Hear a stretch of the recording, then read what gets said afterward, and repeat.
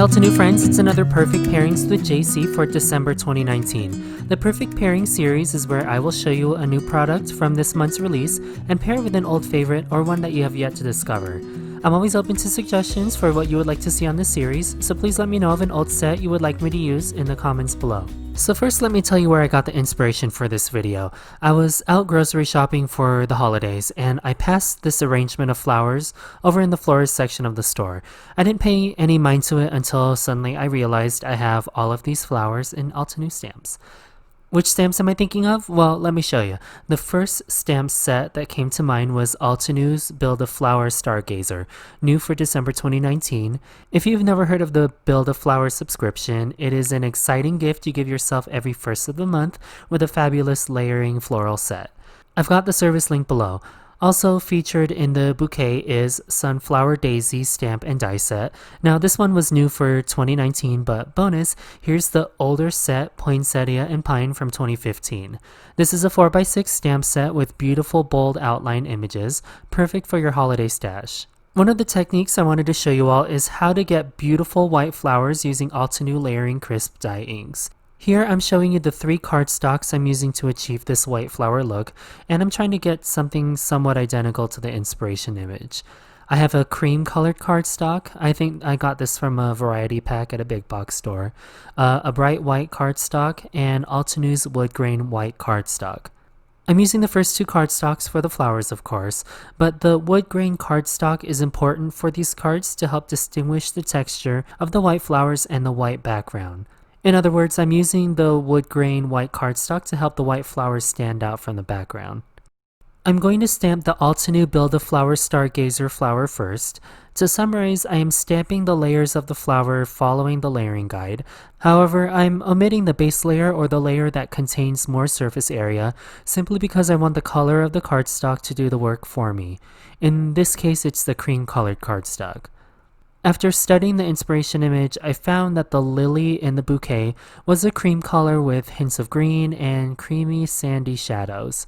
So the first thing I'm going to grab is vanilla cream from Delectable Delights ink set. To help diffuse and mute the ink a little bit and reinforce the white flower feel, I'm grabbing one of these ink blending sponges. I'm going to apply a small bit of ink in the center of the stamp, and then using the ink blending sponge, I'm going to dab and diffuse the ink toward the outside of the petal. I'm just using the white cardstock just so you all can see. Once I feel confident that I've blended the ink without any harsh edges, I'll swing the door of my mini MISTI over and stamp the image. If I feel like adding more color, I can certainly do that by repeating the inking and dabbing process until I achieve a desired saturation. But in the end, I want a beautifully diffused look to these flowers with a little depth in the center, just like you're actually looking into the center of a flower.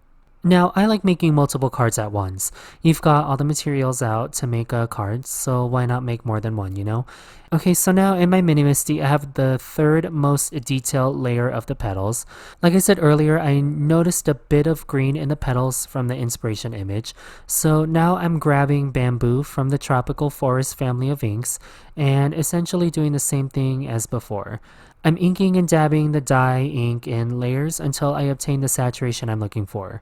To finish this flower, I'm leaving the filaments of the stamens unstamped, but I will stamp the anther and freckles of the Stargazer using hazelnut from the Delectable Delights family of inks. And there you go, here are my 4 Build-A-Flower Stargazers. Moving on to the Sunflower Daisy stamp set, nearly everything is the same as before, just with a different ink family, of course. Obviously, we can't stamp white onto white cardstock, so then we have to color the image using the shadow layers. The Sunflower Daisy stamp set is one of my favorites for ultra-dimensional flowers. Again, I'm omitting the base layer of the flowers A1 and B1, and I'll skip right to A2 and B2. I'm going to use the Warm Gray family of inks from Altenew to achieve these lifelike shadows with the help of an ink blending sponge as before. To reiterate, I'm applying a small amount of ink in the center of the flower stamp. Then I'll use the ink blending sponge to pounce on top of the stamp and ink to help diffuse the color towards the end of the petals.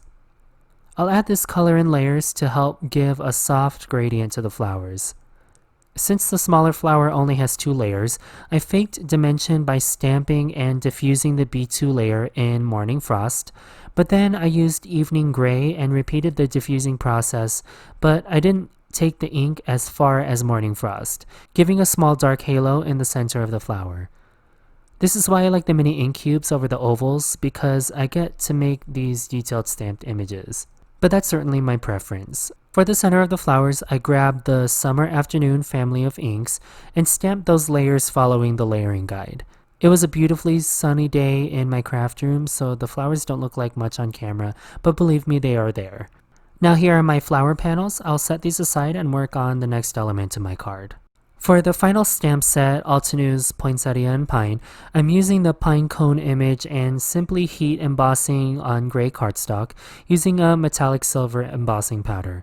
I don't have the antique silver crisp embossing powder, but I'll link to it below. The foliage in the original inspiration image contained a coniferous type juniper bundle, so the Altenew Poinsettia Pine set is perfect for adding some greenery as well. To keep things coordinated, I'll use olive and moss from the Tropical Forest family of inks from earlier and create a simple stamped gradient using the ink blending sponge. I have olive toward the tips of the needles and moss towards the branch. Okay, just to recap, I have the Build-A-Flower Stargazer, Sunflower Daisy, Poinsettia Pine Cone, and conifer foliage. Now, I'm a bit of a perfectionist, so if I spend all that time stamping all these images, I want a beautifully placed margin all around the stamp when I die cut it. But with the pale colors, I'm sure if you're recreating this project, it might be difficult to see where to place the die to get a perfect cut from the Mini Blossom die cutting machine. So my tip is to grab a scrap piece of typing paper and die cut the flowers. I'm not concerned about the positive pieces here. I'm using the negative piece to create a frame around the stamped flower to see where my die should go. So I'm moving and framing the stamped image within the positive space of the frame. You'll know when it's lined up correctly by an even margin around the detail layers. I'll tape this frame down temporarily with some washi tape so that it doesn't move. Then I'll simply take the coordinating die for this image and align the die to the space. You'll be able to feel the die sort of lock into place when you have the die oriented correctly. Now before you take this to your die cutting machine, you can always check at this point to make sure the die placement makes sense. I'll repeat this for the larger flower. I'm aligning the negative frame to the stamped image and taping it down. Then I'll grab the coordinating die and lock it into the positive space and tape it down again. Then I'll take this entire panel to my die cutting machine and there you go, perfect die cuts. Now I'll simply cut out all my images and get them ready for arranging. I've already got my Woodgrain White cardstock adhered to some card bases. There are enough flowers stamped and die cut to make 4 cards, so that's why I have so many bouquet elements, just to give you all many ideas on how to arrange these images. I love an aesthetically pleasing arrangement, and I'll spend quite a long time making sure these images lay exactly how I want. I'm looking for an overall triangular shape to the flowers and a complementary triangular shape to the foliage. Odd numbers also create visual interest and tension, making your recipient's eyes wander to the 3 implied points of the triangle. So that's what I strive for in these floral arrangements, and I'll follow that method for the rest of the images and card bases. To help the white flowers stand out a little bit more from the white background, I have a piece of cream-colored tissue paper here. I'll use the largest circle from the Halftone Circles Nesting die set to cut out 4 circles, 1 for each card base. I'll use these circles as a spotlight behind the white flowers. I won't make the tissue paper too obvious, so it won't peek out too far from underneath the white flowers of the arrangement. I've used a piece of Glad press and seal to pick up the entire arrangement and apply glue to the back of the die cuts before pressing down the tissue paper to the back. I may also add foam squares to the back of one of the foreground flowers just for some added dimension. Okay, fabulous. So here are my 4 floral arrangements. The tissue paper is not permanently glued down yet because I still need to add my sentiment. I thought the sentiments from the Sunflower Daisy stamp set were perfect for the new year, and I decided to white heat emboss the sentiment onto gray cardstock because I felt that the metallic pine cone was a little too evident on the arrangement. so the gray cardstock will help balance out the solid gray pine cone. I cut the sentiments into banners and arranged them in a way so that they don't cover too much of the flowers in the arrangement.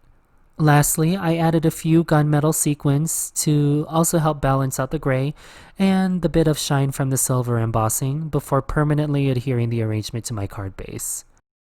And that's it. Build-A-Flower Stargazer, Sunflower Daisy, and Poinsettia Pine are a perfect pairing and have made this dimensional floral arrangement perfect for someone who you look forward to share the new year with. Don't forget to play around with your floral arrangements to add variety to your card stash. If you all have suggestions on your older Altenew favorites you would like featured on this series, please leave them in the comments below.